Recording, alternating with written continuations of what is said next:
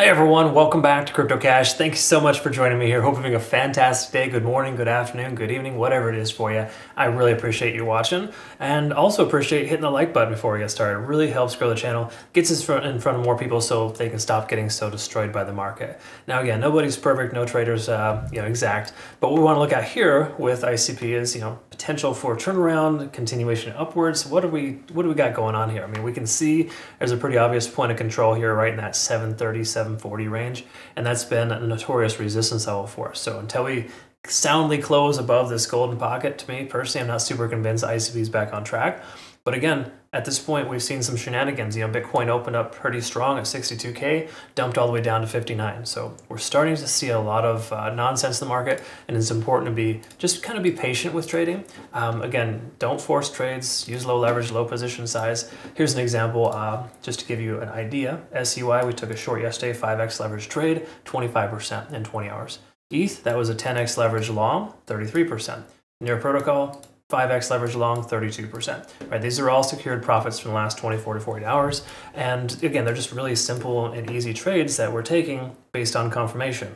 I'm not saying that this game is easy by any stretch. It's a complete nightmare. This market is bad. There's no other way around it. It's gotten tremendously worse as big money gets involved. But there's a lot of things such as liquidation we can kind of count on that give us inclinations to, where the price might go next. Again, we're just increasing our odds of success by looking at everything and making sure that we're not just making a unilateral decision on Elliott wave, for example. I like to bring that up because there's a lot of folks that unfortunately have gotten destroyed by other traders who essentially just put their whole put all their money on the line based on one theory. You want to kind of spread it out, folks, and make sure you use a lot of different things combined. I feel like an averaged decision makes a lot more sense than a black or white decision. Okay, so let's go ahead and see what that looks like. Is there any black or white here?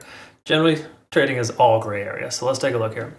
We see $6.70 is that lower level liquidation. While this isn't a magnificently large amount compared to all the liquidation down as low as $5.50 to $6, it's still motivation nonetheless. So we could very well see a sweep, one last sweep down to 670 if Bitcoin continues to pull back. There's a lot of little variables in place that we don't have, that we don't know just yet, right? But the truth is we're kind of in the middle, and this is par for the course for ICP. We're usually going to be hovering below and above some significantly large levels of liquidation. The reason why is because a lot of people will use high leverage on shorts or longs, and it's a very common practice with ICP, I've noticed. Again, if you ever trade ICP, make sure it's low leverage. We only ever 5x leverage ICP, right? We've had a lot of success with it too, and a lot of it's just based on being patient and waiting for the right opportunity. So I'd like to emphasize that. You might hear me be somewhat of a broken record, either today or any time in the future. And it's just for your own good because I get a lot of destroyed traders coming over to my community. And while it's nice to be able to help repair their portfolio, it's unfortunate that this happens. So it's just kind of a bummer. So, only you can prevent liquidation, right? Okay. All moving averages above the price. We've done this for a while. There's nothing bullish about the daily time frame. So we can kind of almost skip over this. Even though stochastic swinging up, it's kind of that natural little progression that occurs. Same thing with the MACD too. It got pushed down for so long. This whole stint here, roughly about it felt like forever. It's probably only 2 or 3 weeks, but it's still it's that natural progression of what happens when the price bottoms out. But if you look here, this is very much par for the course. Actually, here we'll just copy this guy over here. You take a look, range bound activity, folks. Price is stuck within a range, 680 upwards of 770. There's no other way around it. Until we break free from this range, there's no reason to consider a long or a short. Unless, again, you're trading into the range, right? We took a look at the 4 hour here. Let's quickly note a few things here. I'm just going to go ahead and remove this so we can kind of pay a little more attention to a couple of other things. We can see that we're wavering above and below 50 on the RSI. Also a false positive, something you don't want to trade into. Again, it's basically just letting you know that the price doesn't know what the hell it wants to do, okay? And that's pretty much standard right now in this market. It's kind of garbage. If we do take a look here, of course, at MACD, we can see it's trying to diverge, stochastic swinging down, money flow index pulling back, and we're under 50 now. Generally, those are bearish signs. We look at the moving averages, we can see we're below all of them, minus the 20-day SMA, the last little line of defense. And I'll tell you what, the 20-day SMA is not a support. It's more a level that that once you're above it, you might have better luck taking a long than a short. I would not recommend a long in this example though. Okay, everything looks pretty trashy, and if you take a look at this and you compare this with Bitcoin, while Bitcoin had a pretty significant sell-off, ICP has been fairly well struggling the whole time. Okay, we can also see kind of here too, this is not clean or perfect, but we can also see somewhat of a descending channel here. Commonly, this type of bear flag will break to the downside. Okay, now again, this is not exact science, these are just lines on the chart, folks. Don't buy into it, don't take your whole trade and based on that one observation. But again, we're working ourselves into a higher high, higher low pattern. When it came from the upside, generally those break to the downside. Okay. Again, I'll post our playout chart on Twitter, Telegram, and Discord so you can kind of see what my thoughts are here. This was my original inclination, is to consider a long here at about 7:30. But as you can see, this is how tricky the market is. If you get confirmation here, oh, cool, good to go. I'm going to take a long. Price comes up, yay, I'm in profit. Instantly just hits the old reset button.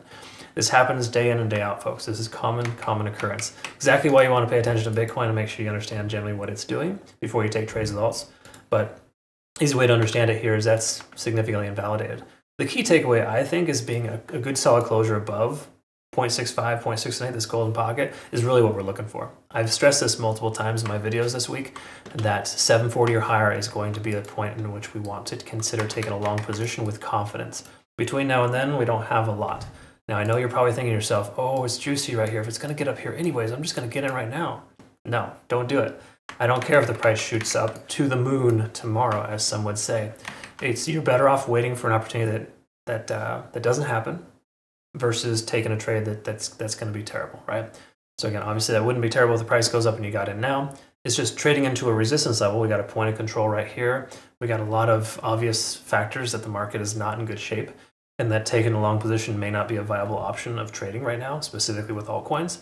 Keep in mind, Bitcoin dominance is not looking good either. This whole combination essentially is just unfavorable for alts right now. So why force it, folks? Don't bother, all right? Anyways, that's kind of what I got there. I know, probably not what you wanted to hear. It's like, wait a minute, I just watched this guy for 6-7 minutes, and I come to realize that all he did was tell me not to take a trade. Yeah, that's trading, folks. 95% of analyzing charts is not taking trades. You should convince yourself you don't want to take a trade versus forcing a trade that could potentially go wrong, all right? There's no reason to take a trade right now. There's absolutely nothing that's really telling us that we're in good shape. I kind of glossed over this here, the cloud is holding the price action in place. That is a positive, right? But the lagging span soon to break to the downside, the conversion line and the baseline are intersecting, really just telling us there's no reason to force a trade, okay?